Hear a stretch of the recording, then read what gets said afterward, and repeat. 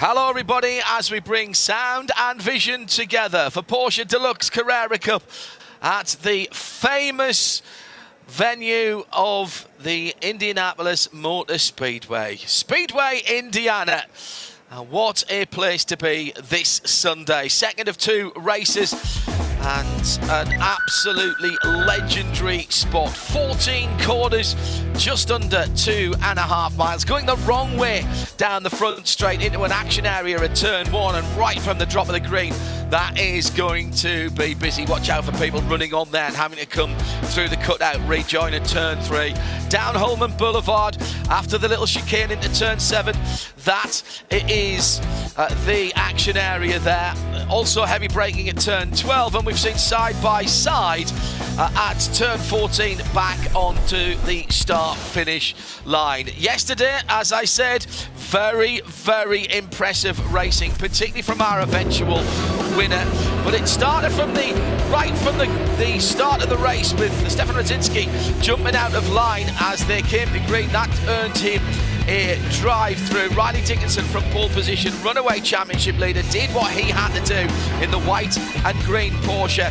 He established a lead. It was all going on behind him, with Alex Sedgwick getting a little bit of a bump and run, and Jason Hart getting a penalty for that later in the race. That began the fight back by the Brit in that red, white and black number 98.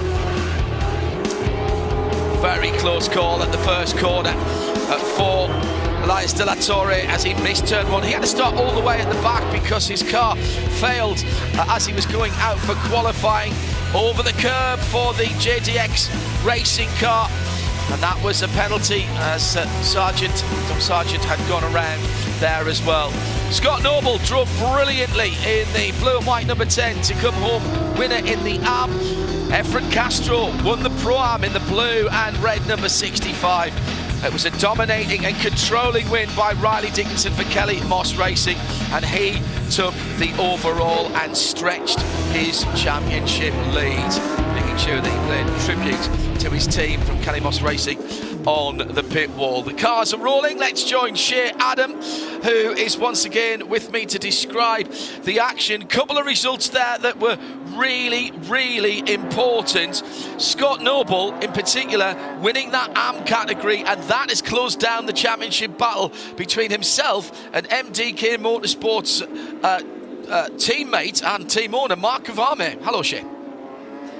Hello, John. Yes, Mark Vame only 25 points ahead of Scott Noble after yesterday's performance. Scott coming off big momentum. He has had victory in his sights for the last 3 rounds, and he looks to not be giving that up. There is still good companionship between those two. The battles in the Pro-Am category, 50 points now separate Efren Castro from Marco Chironi after the victory yesterday, and a maximum points day of 28 for Efren Castro. But at the head of the field, it has been all about Riley Dickinson this entire season. And while the young man didn't have the championship clenched coming into this race, he does have a gap of 130 points, near enough by my math, and albeit math is not my strong suit, but that does mean if he leaves today's race with that gap or greater, I don't think he can be caught in the remaining 4 rounds of the championship. 28 points per race, 56 points per weekend. That means there's 102 left on offer, so that's the only buffer that Riley will need after today's race. Grady Willingham and James McCann are on the back row of the grid. John Getz and Kyle Washington ahead of them. Mark Kavame and Jake Pedersen. And then Chris Palomo and Scott Noble. He is the AM pole sitter. 2 cars between him and Kavame again. Marco Chironi in 20th. 19th, Elias De La Torre. Now, he didn't qualify, but you are allowed to take your fastest race time to set the grid for race 2. He's benefited from that on the inside of row 10. Radzinski and Metny on row 9. Catherine and Sabra Cook. Efren Castro, excuse me, the Pro-Am pole sitter, and Sabra Cook on the 8th row. On the 7th row, Wiley and Chodsky, Merrill and Yardley, McCann and McCarthy on row 5, Hart and Libre on 4, Dan Clark qualifying in 6th with Alex Sedgwick alongside him. Tom Sargent and Will Martin had a great battle yesterday.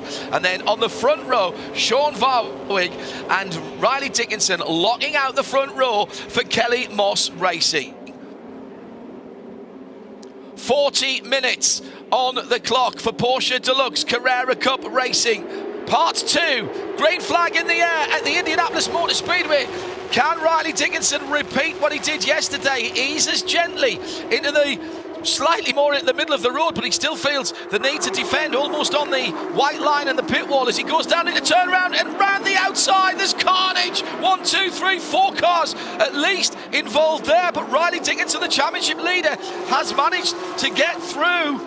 That was very tight. I think Tom Sargent was involved there. Certainly the JDX racing car of Will Martin has benefited. He's come through in a second. It's Alex Sedgwick in third, but a host of cars going straight on at turn 1 as they now head down the Ullman Boulevard to turn 7 for the first time. Has everybody else got going again? That is the question at the back of the field, waiting to see if Sean Varwig has got through. Oh, and also a problem for the number 37 further back down the field. That's damage to the front. There's another car involved there. That's Chironi. Oh, that's huge news for his championship as well. Full course yellow, unsurprisingly, with Jimmy Libre from MDK Motorsports off at turn 1. And that car was further back down. There's a wheel and tyre and even a brake disc that's gone missing there as well. So there's been heavy contact back down the field. And what a conflagration. Sabra Cook involved there. And that's where the wheels come from, on the left-hand front of that car. That's at turn 7 on the end of the Ullman Boulevards. So straight into the safety car, and let's see if everybody else has got back around. Sean Varwig's way off the back of the field. He's trying to catch them up. So it's the 17 car trying to go around the outside of Tom Sargent, and he cuts across where there's 4 Porsches trying to go into a spot where there's barely room for 2. And there was a little touch on the inside twice as well by Will Martin on the leader. So the black and gold car, Shea picked the bones out of that. What did you see while I was looking at the sharp end of the field? Well, Sean Varwig's car is injured. He is coming down the pit lane now with his splitter actually dragging along the bottom, but there was 3 wide going into turn 1. Tom Sargent taking the appropriate line through and aiming at the apex, but yes, 3 Porsches already there. Will Martin definitely getting a little bit feisty with a race leader, Riley Dickinson. This is going to give Kelly Moss a great opportunity to check up on Riley. Marco Chironi completely missing the braking point at the end of the back straight. I wonder if maybe he didn't have some kind of an issue, because he just clobbered Sabra Cook. Yeah, Sabra, an absolute bystander there. Oh yeah, that was an issue from a long way back from Chironi. It might even have been on the grass at one stage there before effectively Sabra Cook stopped him. He tried to pull to the left-hand side, but that was unabated speed from Chironi. And good to see that Sabra's out of the car. The car safety systems have done its job. The door pushed open and the front wheel ripped asunder. Chironi is out of the car. My apologies, it's Chironi that's out of the car. And he's got his head in his hands there. That's a big incident. Now these cars have full FIA safety cages and all of the appropriate safety equipment. They are built as race cars and therefore they are very strong. The AMR safety crew with the Kelly Moss racing car at the moment. They'll take their time, they won't do anything quickly. There is an inspection hatch above the drivers. It's there for the safety workers to be able to assess the condition of a driver without having to move them. Full safety seat and hands device as well in these cars. So Riley Dickinson leading. Those incidents at turns 1 and 7 under review. Well, Marco Cironi was clearly not in control, Shea, of his car as he came into what should have been the braking area. I mean, he was nearly, he must have been 7 or 8 or 10 cars back as he came into there, and he just didn't slow down at all. He'd already pulled to the left-hand side trying to find some tarmac to slow down. There just didn't seem to be any retardation at all there.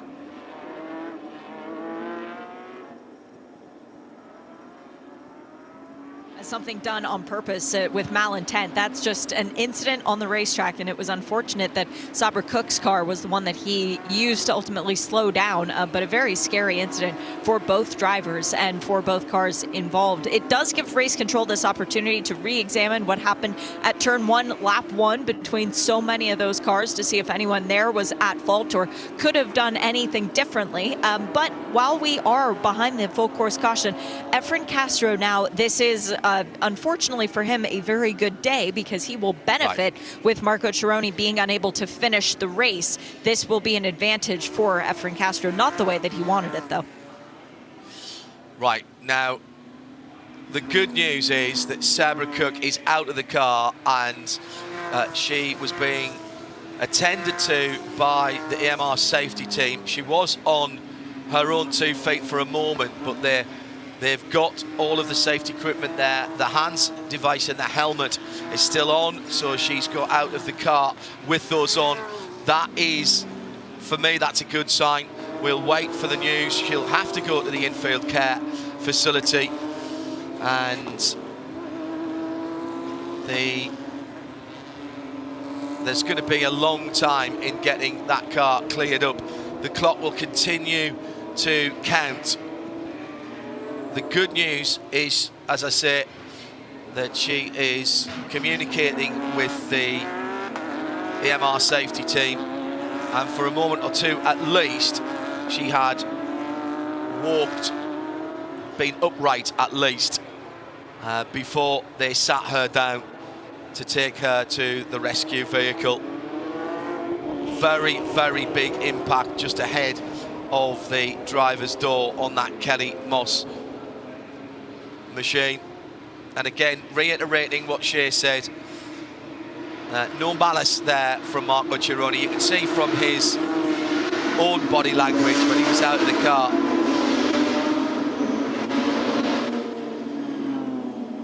That was a big incident. Cironi's car is already on the flatbed, such is the efficiency of our track services machines. Track services team and the flatbed operators. So good news that Sabra, and just again underlining that the strength of the safety cell on these cars. The door was able to be opened, the driver's door was able to be opened on the left-hand side of that car, and Sabra came out of the driver's door. There is a hatch over the top of the driver, which normally you would use if you didn't want to disturb them, and that means that you can get assistance to the driver. And that car's already onto the back of the rollback. Brilliant stuff. So Riley Dickinson for Kelly Moss still leading. So the good news is then, both drivers out of cars, both drivers talking to the AMR safety team. There's a lot of work for ACI and for Kelly Moss in terms of getting those cars back straight for the next 2 rounds. But that's what race teams do. The carbon-based life forms are the important part, rather than the carbon fibre of the bodywork.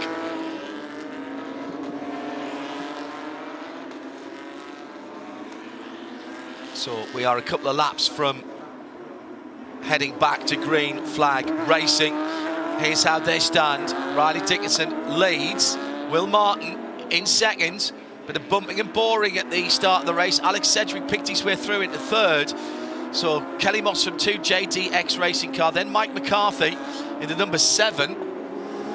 He came up from 9th position. Ryan Yardley for Top Racing in the number 78. He came up from 11th and picked his way through the carnage into 5th. Dan Clark started 6th, is 6th. Had to avoid the incident. Varan Chodsky in the number 13 car is 7th, and he came up from 13th position for Wright Motorsports. Then Michael McCann, Jason Hart and Travis Wiley for the top 10. And that's a good run, Shea Adam, for Yardley after a less than spectacular run from that car yesterday. Yes, he was our only car to not finish a race in yesterday's race, as into the pit lane has come the number 74, Jimmy Libre, a guy who had an excellent run in yesterday's race. But Ryan Yardley, the young man from New Zealand, still looking for his first podium in this series. Best finish of 4th that came at the Miami Grand Prix. So maybe it's something about the big tracks that makes Ryan Yardley just perk up and try a little bit harder. And yes, after yesterday's race, we're looking to see a little bit more from him. Today could be his first trophy. The big losers out of that, clearly Tom Sargent, who's all the way back down in 23rd position, having been involved in that first lap, first corner incident. Sean Varwig for Kelly Moss has come to the pits and not moved. And now we've got the 77 Travis Wiley car was in 10th. Looks like there's smoke coming, or steam coming from the right front of that car. So has he picked up some damage? Yes, there's damage on the front splitter and the front spoiler of that car. There are intercoolers behind that front splitter, so looks like there might be a bit of fluid on the right front of that Apex car as well. Travis Wiley talking to his team, but that car is going to drop down, and that will extend this caution. We have not yet had a lap of green, and we've got 12 minutes already passed into the book. I think I can see a little puddle of some kind of fluid. Looks like it's coolant coming from the front of that blue, yellow, red and white Apex number 77. And Travis Wiley's day is done this Sunday here at Indianapolis Motor Speedway. Now, he had been running round behind the safety car, so we can only assume that that was as a result of damage from those early skirmishes. Jason Hart with a bit of damage to the left rear of the number 20, the black and yellow MDK Motorsports machine. Efren Castro still leads Pro-Am, by the way, and he's up to 12th now, ahead of Kyle Washington for GMG and Alan Metney for Kelly Moss. In Am, Scott Noble has only got Jake Pedersen between himself and Mark Kavami. John Getz, excuse me, in 3rd position in the Am. So what a dramatic opening. So has this happened behind the safety car? Has there been some contact? Coming out of turn 5 into 6 is where that number 77 turned off. There was a lot of weaving left and right. And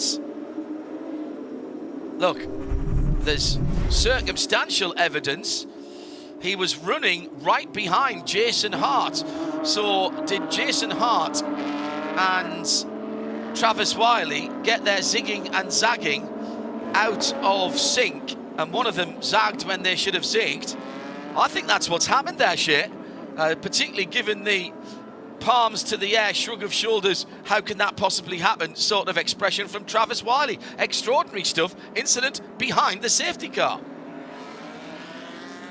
About that was that he just gesticulated towards a bright yellow car, but it was the wrong bright yellow car. He held his hands up towards Speedy Dan Clark, the number 64 from NOLA Sport, but it was the other car out there with bright yellow. That was Jason Hart's car, and his crew actually running out to the wall did MDK Motorsport to take a look at the rear bumper to see, is this okay? Is the exhaust damaged? The result when the crew member came back over to the wall was, yeah, we're okay, let's keep going. The exhausts are right in the middle of the Carrera Cup car, mirrors the GT3 road car, and I think they're okay. Yeah, they are, but there is some damage behind the left rear wheel that's taken out a little bit of that rear panel. It's an air exit from behind the rear wheels, bleeds air out of the rear, underneath the rear fender, the rear wheel arch. So Jason Hart with a damaged car. How will that do it?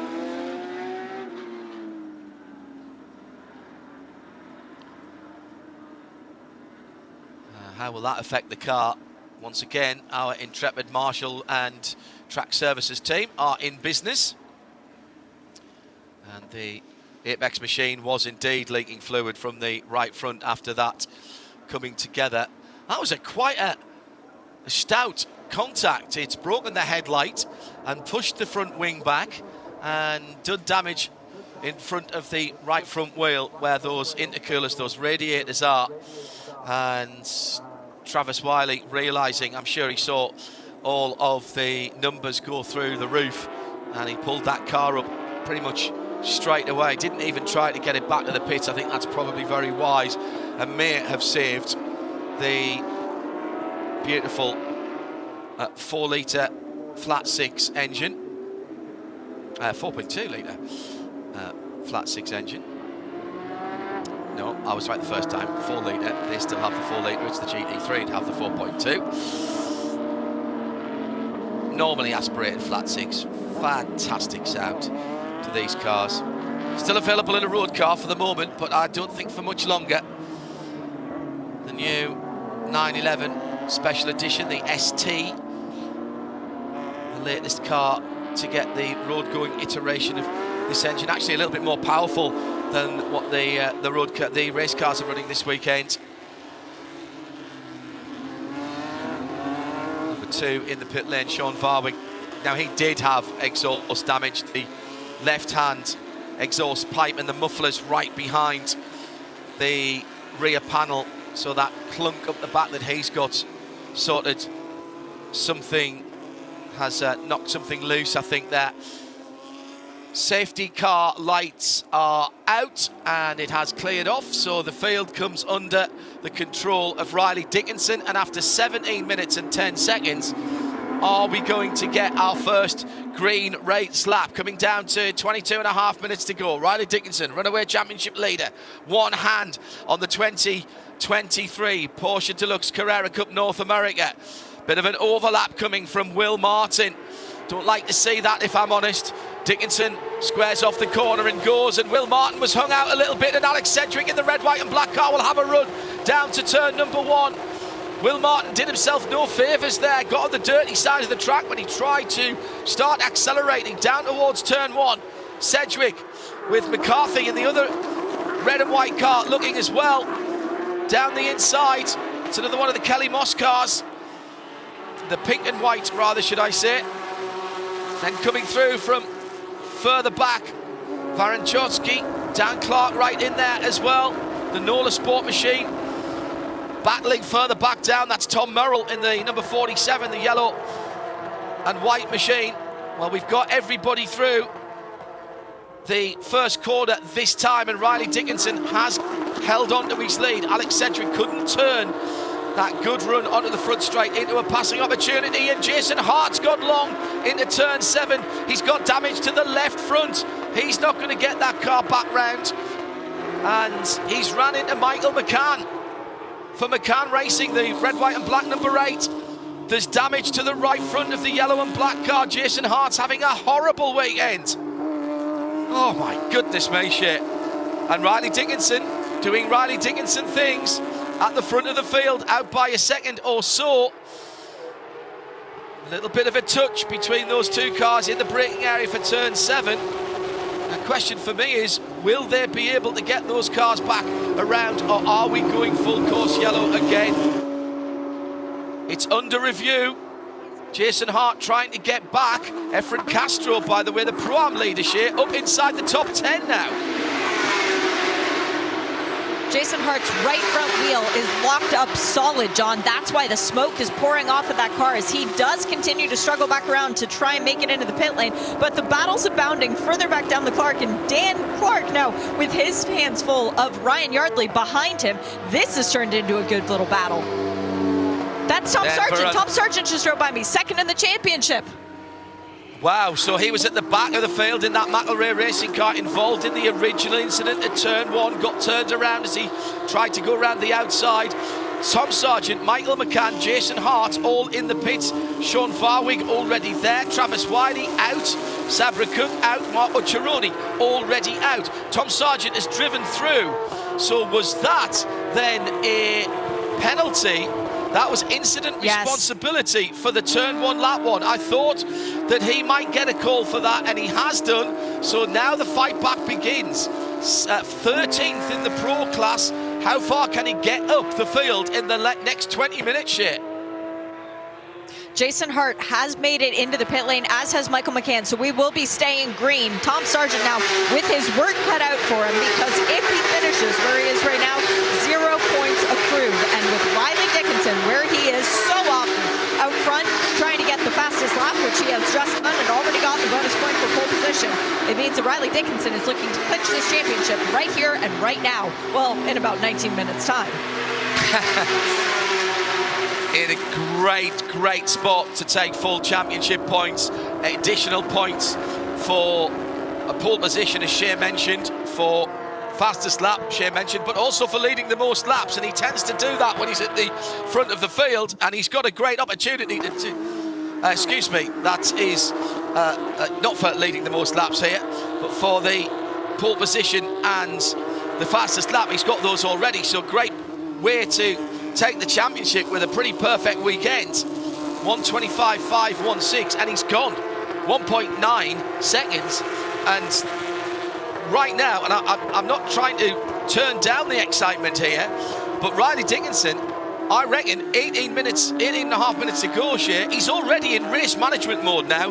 He's made that 2-second gap, and now we've seen him do this so many times this season.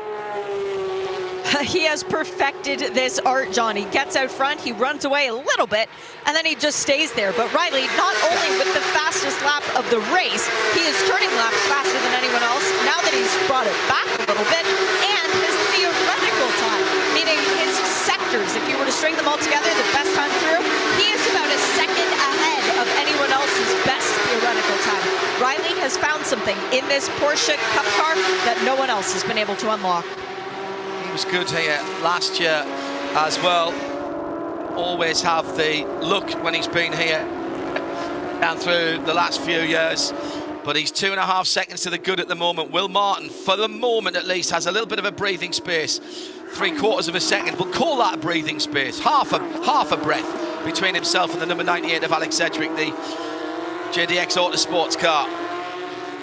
Then it's the teammate of the leader, Michael McCarthy, who's done really well, actually. Picked his way through all of the madness ahead of him. Come up from 9th on the grid in the Kelly Moss car. The white, green and pink on the front valance and the wing mirrors. And Michael McCann is back into the pit lane for McCann Racing.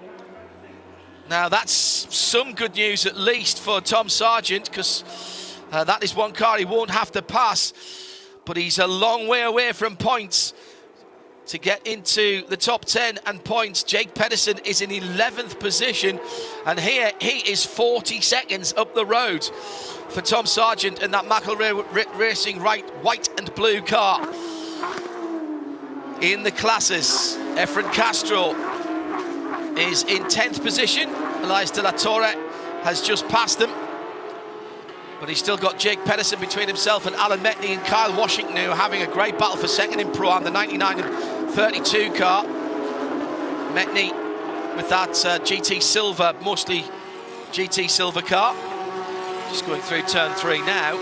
And in Am, Scott Noble has still got Stefan Razinski between himself and Mark Varme. That's 1, 2, 3, 4 MDK cars together, actually, because just ahead of Scott Noble is Jimmy Ebley in the number 74. That's a pro car, so not his class. The multicoloured machine is Kyle Washington, just a little bit further ahead.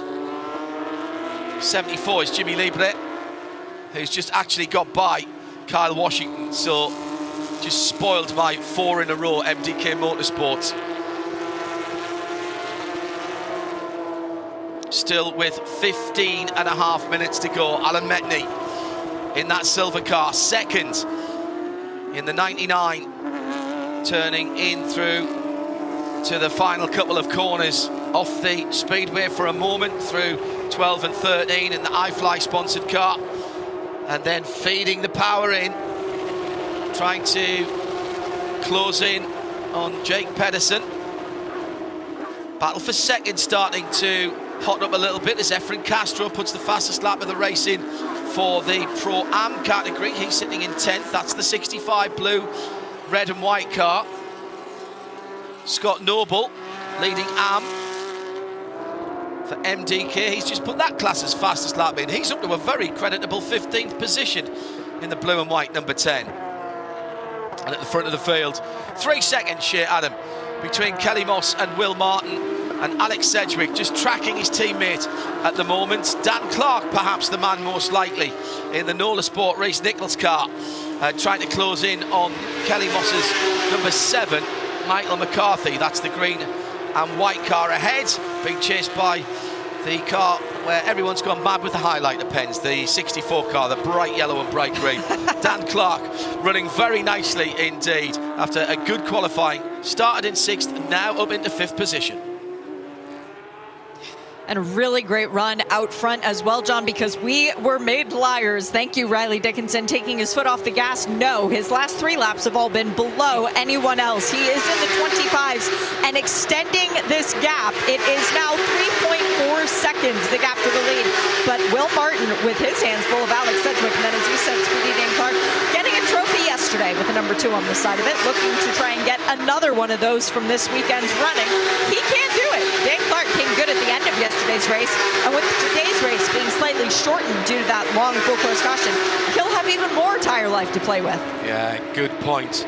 Doing his best Shane van Gisbergen impression and being the tyre whisperer yesterday. Not that this is going to set anything off in terms of the race, but Jason Hart's going to have a 10-second penalty post-race. That car's in the pits at the moment. That was for the incident behind the safety car that saw the demise of Michael McCann. But race control clearly making the point that that wasn't acceptable, whatever went on behind the safety car.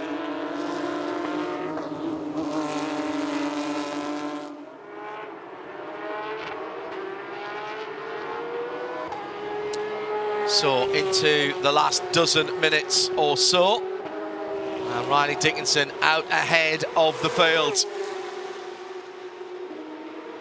Will Martin in second, now the better part of 4 seconds behind.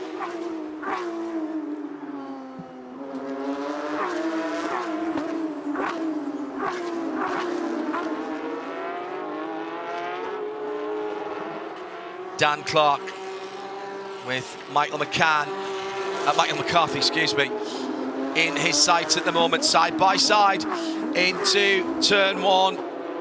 Nice manoeuvre. Number 74 of Jimmy Libre. And that was Jake Pedersen in the Raiden Racing car, the multicoloured machine with the grass on the side, painted on the side. He hasn't been off. And that was a change then for 11th and 12th. Jimmy goes up to 11th. Jake goes down to 12th. And Alan Mekney is the next car behind in that GT Silver machine. Bit of damage to the front of the Jimmy Libre MDK Motorsports car. So he was involved in that rough and tumble earlier on. Just a note, by the way, number 99 car just behind this battle that we're looking at in GT Silver. That is the supplying colour of Porsche Carrera Cup race cars. However, you barely ever see any in that cover. iFly decals on the side. You can get your road-going version in that colour as well. Tell them I sent you. GT Silver is that one. Riley Dickinson at the front of the field. You can have it any colour you want, it's Porsche. But that is the standard supply of the colour. Back down through the years, everything was white, wasn't it? Used to talk about plain white Porsches. 53 car leading is Riley Dickinson for Kelly Moss. Is he going to be another one of the drivers who have come up through Carrera Cup? What a great talent he is. Earlier on today in Australia, Kevin Estre was racing in the Aussie V8s in the Sandown 500. He was one of the core drivers there, drove up to 3rd position. Kevin, a former Carrera Cup France champion back in his early days. Still highly associated, of course, with Porsche, and going through the WeatherTech field and the Porsche drivers there, just look at those names who have been involved with Porsche and come through the system, and that is what Riley Dickinson is hoping to do at the moment. Farron Chotsky with with Thomas Merrill, excuse me, right behind him, the Nola Sport yellow, white and black car. They are having a bit of a dispute over 7th and 8th position at the moment. Ryan Yardley's about a second further up the road in the black and gold car.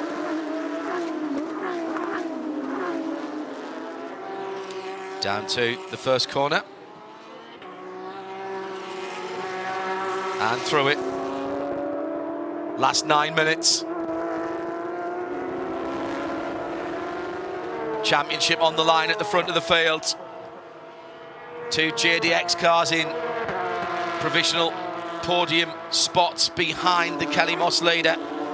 But the closest battle on the circuit is the Chodsky and Merrill battle down at turn 7 now on the infield. ADR red, white and black machine of Van and Chodsky for Wright Motorsports, just about holding on at the moment, and this is allowing Elias De La Torre for JDX in the yellow and multicoloured striped car to close in on them. Elias had an awful qualifying day. His car had a bit of a conflagration, and therefore he had to start all the way at the back, and drove very well through the field in that number 4 car. Now, with only one qualifying session, you might have thought that he had to start at the back again today, but the regulations say if you do a better time than your qualifying time in race 1, that is the time that sets your grid position for race 2. And so Elias De La Torre benefited from that, and he was beautiful flat drift down through turn 14, but I think he's just got long in turn 1. Looked like he just missed his braking point by a couple of feet, and that's all it takes. He's gathered it back together, and yeah, he's still there, but he's just lost a little bit of ground. So this battle at the bottom end of the top 10, 7th, 8th and 9th. De La Torre looking to the left and then pulls in behind the number 13 of Farron Chodsky as they go through 7. Just a little overcast, track temperature 21 Celsius, 70 Fahrenheit. And the Nola Sport driver of Thomas Merrill looking for a way past that red, white and black car ahead. Great scrapping shea Adam all the way through the field, exactly what we'd expect from Porsche Deluxe Carrera Cup North America. Oh, isn't this a mega battle for Thomas Merrill, looking to get back on the podium again? He's already gotten a couple of trophies on this year. Varun Choksey, this would be his tied best finish. He's been in this position twice before this year, so he wants to try and hang on to that 7th place finish, but he is unable to focus forward with that bright yellow car of Thomas Merrill in his rearview mirror. Here comes Thomas now, looking around the outside, going into turn number 1. Can he make the pass stick? Yes, he can. Thomas Merrill is up to 7th. That was a very, very lovely manoeuvre. Clean as a whistle.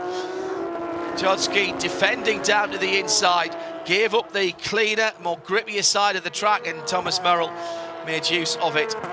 Takes that position and moves up into 7th. Now, can Elias De La Torre follow through as he charges back up through the field? Started in 19th position, already up to 9th. At the front of the field, Riley Dickinson. Sunday morning drive for him. Tuned to IMSA radio, I'm sure, while he's listening to us. Hello, Riley, give us a wave. If he does, that's really going to spook me now, isn't it? In second place by about 5 seconds. It's the JDX Racing twins, Will Martin and Alex Sedgwick. The gold and black car in second place, crossing the line now. And there goes Sedgwick. Michael McCarthy just coming to the line. He's another 2 seconds back. And Dan Clark has been sitting at about 9/10 or a second away in fifth for a wee while. Hasn't really made any purposeful passing manoeuvre.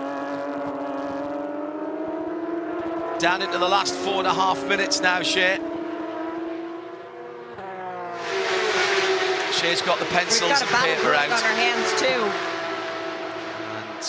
We've got a battle brewing between Scott Noble and Mark Vame, because Mark Vame is closed up to within 2 seconds of Scott Noble, and that's something that he wasn't able to accomplish at all yesterday.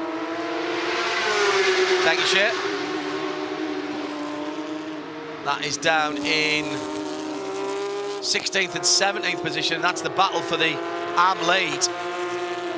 Scott Noble in the blue and white car. And Mark Vame, next car back in the purple and white machine. And traffic for Noble here could be an issue.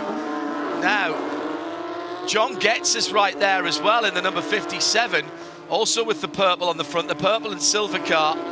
He could do Scott Noble a bit of a solid here if he starts to get in the mirrors of Mark Kavami. Kavami, championship leader barely, as Shea told us at the start of the race. 2 teammates, and Mark Kavami is the MDK of MDK Motorsports. But all the drivers running for themselves, so there'll not be any team orders. I don't think you could expect Mark from the car to have team orders to tell the driver in front of him to slow down. So Shea, Adam, as it stands at the moment, what's the gap in the AM Championship with 4 races to go after this one? If it were to end right now with Scott Noble out front, he gains further onto Mark Vame's championship lead, because Mark came into today's race 25 points clear. Well, Scott Noble ate into that with 2 points for the fastest lap and the pole position. Sorry, 3 points for the fastest lap and the pole position. So that goes down to 22 points. And then a 5-point further swing with Scott Noble finishing first. That would be 25 points and 20 for Mark Vame. So that would make the gap 25 minus 8, that tells me 17. That is more than attainable to switch when we get to WeatherTech Raceway Laguna Seca for Rennsport Reunion 7. And even if they're finished first and second for the last 4 races, that's enough points.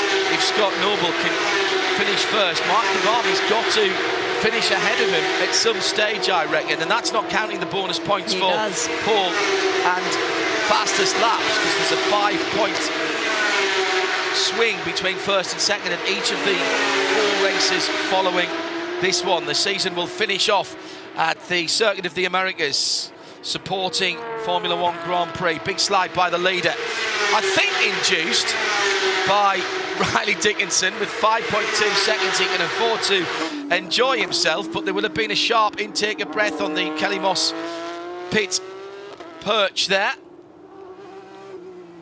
Riley Dickinson, what a perfect weekend. And if this does provisionally net in the championship, there's post-race tech and all of that to go through. But what a way, Shea, if he is to win the championship this weekend, this has been as picture perfect a weekend you can have as a race driver in Porsche Deluxe Carrera Cup North America.